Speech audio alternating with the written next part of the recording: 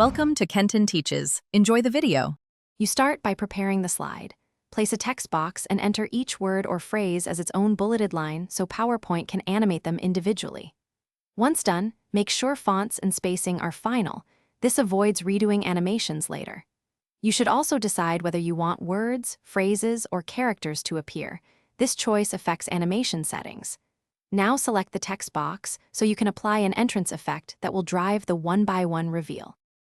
You apply an entrance animation from the Animations tab, pick Fade or Fly In for clarity.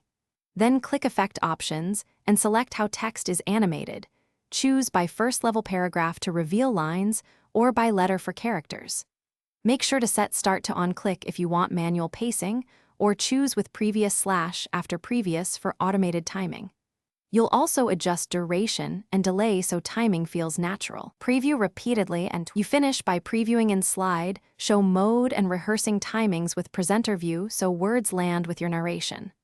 Once confident, copy animations with Format Painter if you need consistency across slides. If things go wrong, check the selection pane to ensure the correct text object is animated. Make sure there are no overlapping animations. When necessary, ungroup or split text into separate boxes and reapply effects. This fixes stubborn cases where PowerPoint won't animate by letter or paragraph correctly. Thanks for watching. Please subscribe if this video was helpful.